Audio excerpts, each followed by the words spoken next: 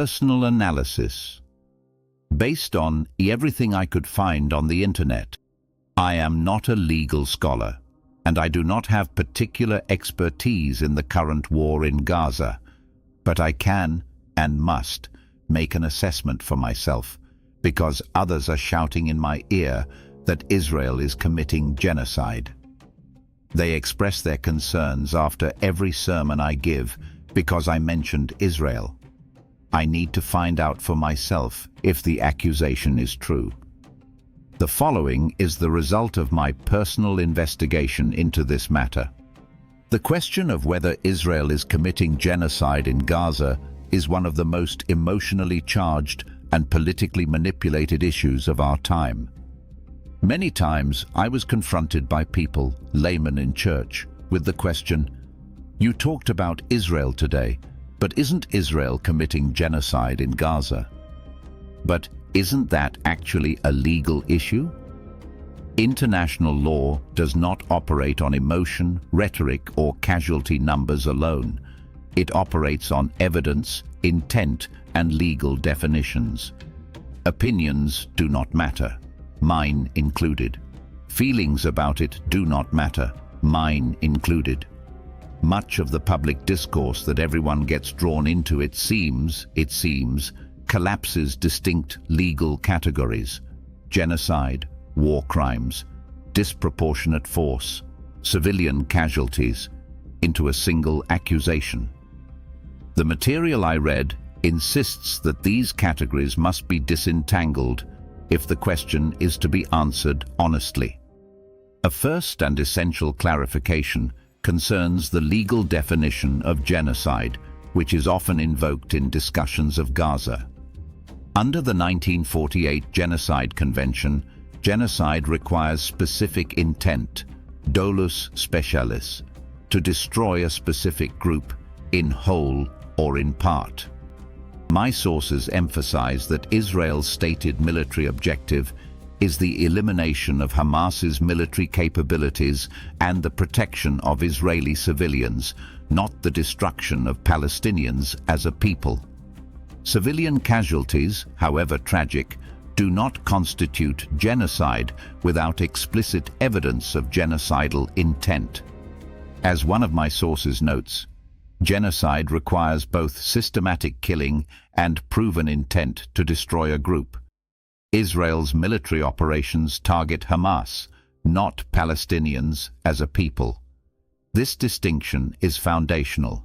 Without proven intent, genocide cannot be established. Now, to be sure, the absence of genocidal intent in a legal sense does not automatically resolve the question of war crimes. War crimes involve violations of the laws of armed conflict, indiscriminate attacks, disproportionate strikes, or failure to distinguish between civilians and combatants. I find that many critics conflate civilian casualties with genocide or war crimes, but this seems to be a misapplication of international law. As I found, civilian casualties in warfare are tragic but legally distinct from genocide, which requires specific intent to destroy a group. To evaluate war crimes, one must also examine Israel's military doctrine, which explicitly incorporates the principle of distinction. The sources I read highlight that Israel's official policy differentiates between Hamas, the military target, and Palestinian civilians, protected persons under international law. Israeli operations include targeted strikes, intelligence-based targeting, and efforts to minimize civilian harm. One of my sources stresses that Israel uses warnings before strikes, roof knocking, leaflets, phone calls, evacuation routes, measures that genocidal or indiscriminate actors do not use. As the source notes, if the goal were Palestinian destruction, these warnings would be counterproductive and unnecessary. A major complicating factor is Hamas's embedding of military infrastructure within civilian areas.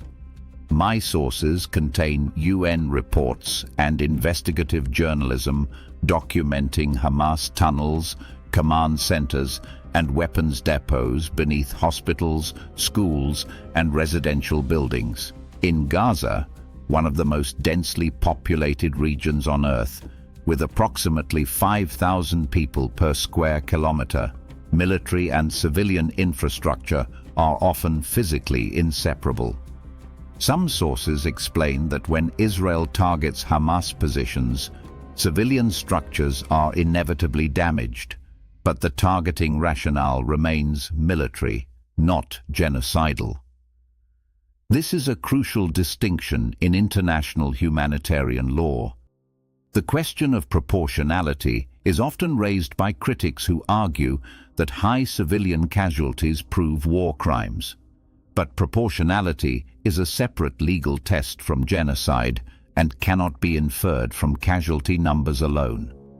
The sources stress that a military operation may be disproportionate without being genocidal, and that proportionality violations require evidence that the expected civilian harm outweighed the anticipated military advantage. They also note that casualty figures from Gaza are provided by a Hamas-controlled ministry and lack independent verification, complicating legal assessment. The sources further argue that population trends contradict claims of systematic destruction. Gaza's population grew from 1.4 million in 2005 to 2.3 million in 2022. Palestinians in the West Bank number approximately 2.9 million, and Palestinian citizens of Israel number 2.1 million with full legal protections. If Israel intended to destroy Palestinians as a group, these populations would not be growing. While demographic growth does not automatically disprove war crimes, it undermines claims of long-term systematic elimination. Another key point concerns international legal scrutiny. Multiple cases before the International Court of Justice have examined Israeli conduct, and none have found genocidal intent. The burden of proof for genocide or war crimes is extraordinarily high, requiring documentary evidence, explicit orders, systematic patterns, or exclusionary targeting. What I read emphasizes that genocidal convictions historically rely on written directives, recorded statements, or strategic plans, such as those used at Nuremberg or in the Rwanda Tribunal. No such evidence has been produced regarding Israel. The documents also outline the criteria legal experts use to assess intent: explicit statements or orders, systematic patterns of destruction, exclusionary targeting of one group, consistency of intent over time, absence of legitimate military explanations, comparative treatment of similar threats, and the perpetrator's capacity and opportunity to carry out genocide. According to all the relevant sources, none of these criteria have been met in Israel's case.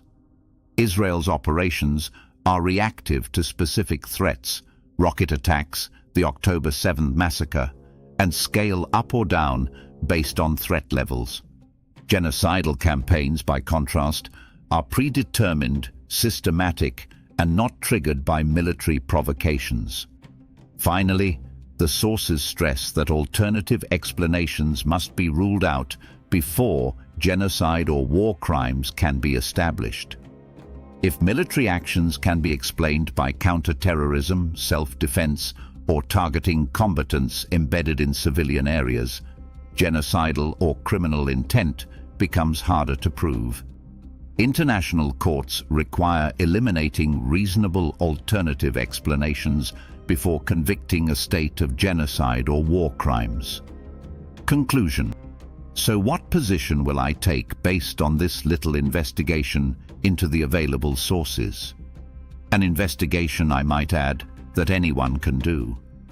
I had to conclude that while civilian casualties and infrastructure destruction in Gaza are tragic, they do not in themselves constitute genocide or war crimes. Genocide requires specific intent to destroy a group, and no such intent has been demonstrated.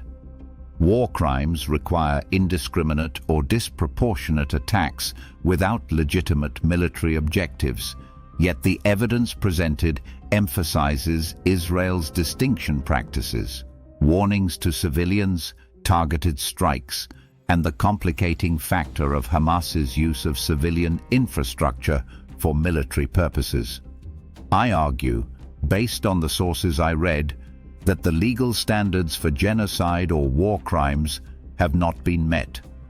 Civilian suffering in Gaza is real and devastating, but international law demands rigorous evidence, not rhetoric, before assigning the gravest criminal labels.